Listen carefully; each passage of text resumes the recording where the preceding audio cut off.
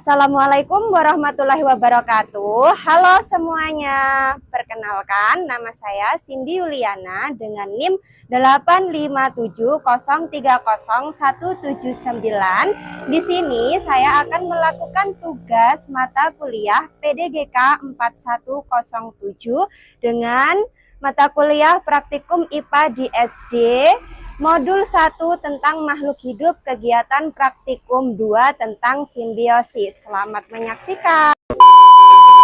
Tujuan dari praktikum ini yaitu mengidentifikasi simbiosis, mutualisme, komensalisme, dan parasitisme di lingkungan sekitar.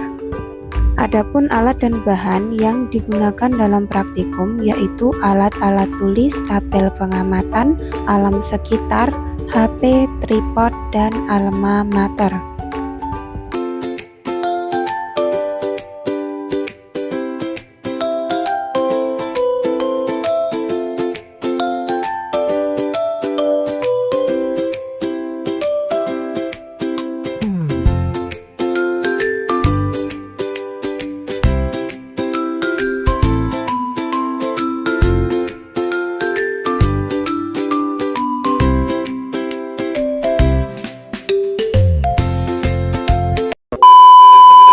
Simbiosis mutualisme adalah hubungan antara dua makhluk hidup yang keduanya mendapatkan manfaat.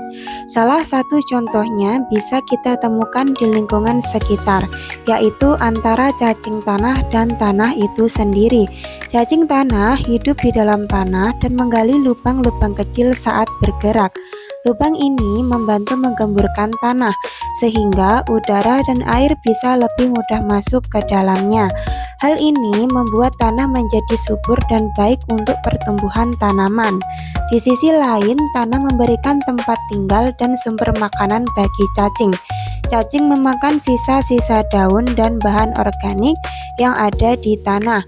Jadi, cacing mendapatkan makanan dan perlindungan, sementara tanah menjadi lebih subur dan sehat. Manusia dan tanaman memiliki hubungan simbiosis mutualisme, terutama di ruang terbuka hijau. Tanaman menyerap karbon dioksida yang dikeluarkan manusia saat bernapas dan menghasilkan oksigen yang sangat dibutuhkan manusia untuk hidup. Di sisi lain, manusia merawat dan menjaga tanaman agar tetap tumbuh subur. Hubungan saling menguntungkan ini menunjukkan pentingnya keberadaan ruang terbuka hijau sebagai tempat interaksi alami antara manusia dan tumbuhan demi keseimbangan lingkungan. Selanjutnya, contoh dari simbiosis mutualisme yaitu kucing dan manusia. Kucing dan manusia memiliki hubungan simbiosis mutualisme karena kucing mendapat tempat tinggal, makanan, dan perlindungan dari manusia. Sebaliknya, kucing membantu manusia dengan mengurangi hama seperti tikus, sekaligus memberikan hiburan dan kenyamanan emosional. Hubungan ini saling menguntungkan bagi keduanya. Selanjutnya ada simbiosis komensalisme, yaitu hubungan antara dua makhluk hidup di mana satu pihak mendapatkan keuntungan, sementara pihak lainnya tidak dirugikan maupun diuntungkan. Contohnya dapat kita temukan antara tanaman pakis dan pohon palem. Tanaman pakis sering tumbuh menempel di batang pohon palem. Pakis menggunakan batang palem sebagai tempat hidup dan bertumpu untuk mendapatkan cahaya matahari yang cukup. Namun, keberadaan pakis tidak merugikan pohon palem karena pakis tidak mengambil makanan atau air dari batang pohon tersebut. Ia hanya menumpang tempat hidup saja. Jadi, dalam hubungan ini, tanaman pakis diuntungkan sedangkan pohon palem tidak dirugikan. Inilah yang disebut simbiosis komensalisme, hidup berdampingan tanpa saling merugikan. Contoh lain dari simbiosis komensalisme yaitu hubungan antara anggrek dengan pohon. Dalam hal ini, anggrek menempel pada batang atau cabang pohon untuk mendapatkan tempat hidup yang lebih tinggi dan cahaya matahari yang cukup. Anggrek menggunakan pohon hanya sebagai tempat menempel tanpa mengambil nutrisi atau merusak pohon tersebut. Sementara itu, pohon tetap tumbuh normal tanpa terganggu oleh keberadaan anggrek.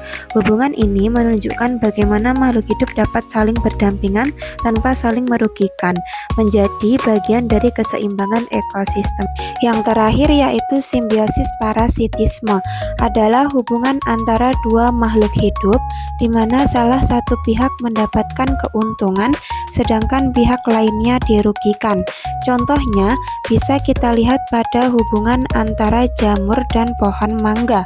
Jamur yang menempel pada batang pohon mangga akan menyerap nutrisi dari jaringan pohon tersebut untuk bertahan hidup.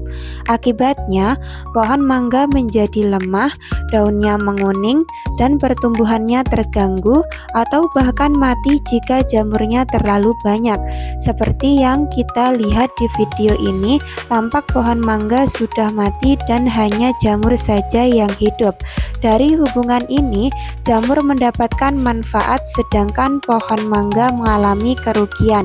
Jadi, hubungan jamur dan pohon mangga merupakan contoh nyata dari simbiosis parasitisme yang bisa kita temui di alam sekitar kita.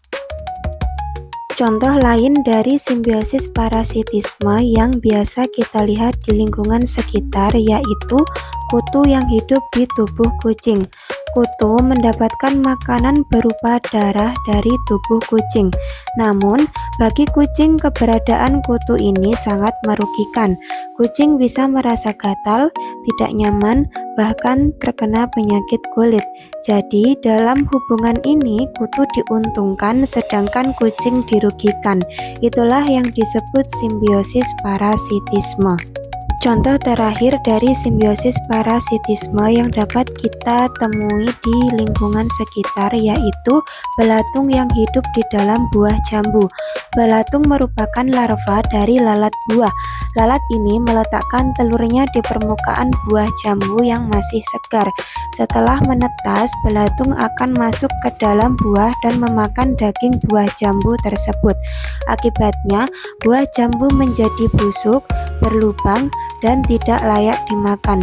Dalam hubungan ini, belatung mendapatkan keuntungan karena mendapatkan makanan dan tempat hidup, sementara buah jambu dirugikan karena rusak dan membusuk.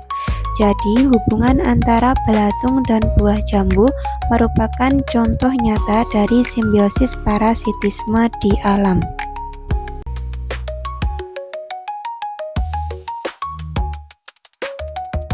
Demikian tadi praktikum yang sudah saya lakukan, semoga bermanfaat bagi kita semua.